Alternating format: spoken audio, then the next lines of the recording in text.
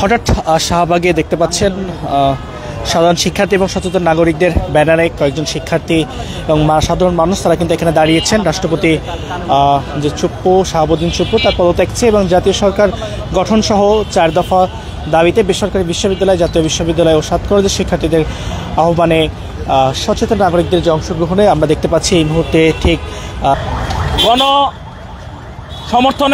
জনসমর্থনের কারণে আওয়ামী লীগের কার্যক্রম নিষিদ্ধ করে, কিন্তু আমরা দেখি গতকালও গুলিস্তানে আওয়ামী লীগ তার কার্যক্রম চালিয়ে যাচ্ছে। পাশাপাশি সারা দেশেই তারা জটিকা মিছিল সহ তারা সাংগঠনিক কার্যক্রম চালিয়ে যাচ্ছে।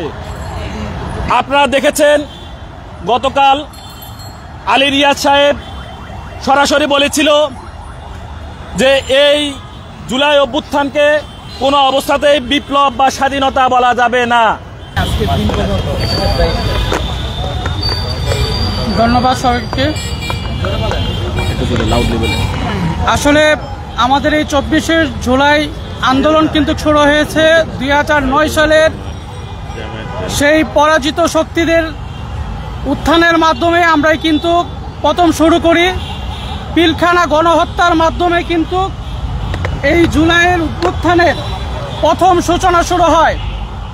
কারণ বাংলাদেশকে একটি অকার্যকর রাষ্ট্র করার জন্য বিদেশি শক্তি দ্বারা এই শাহাবুদ্দিন চুপ্পুদের যে দল আওয়ামী লীগ পিলখানায় 57 জন অফিসার সহ 74 জনকে হত্যা করে।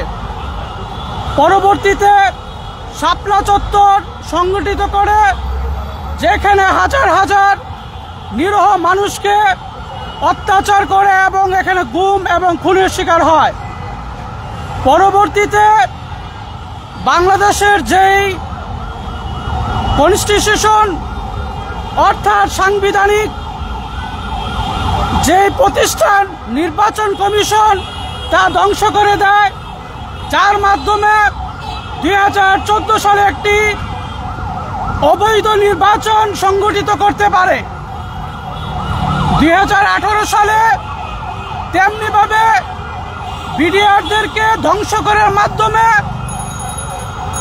আজিজকে বিডিআরের প্রধান করে স্ট্রাইকিং ফোর্স করে আওয়ামী লীগ দোসররা দিনের ভোট রাতে সংগঠিত করে।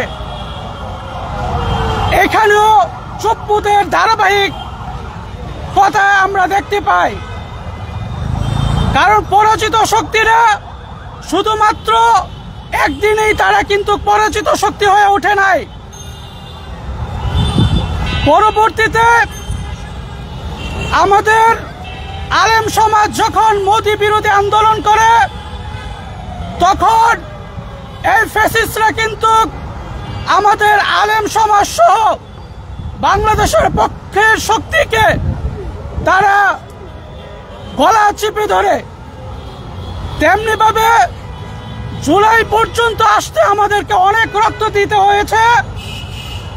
আমরা এই রক্তকে উর্বর জমি হিসাবে গ্রহণ করে এই জুলাই মাসের এবং 36শে জুলাই।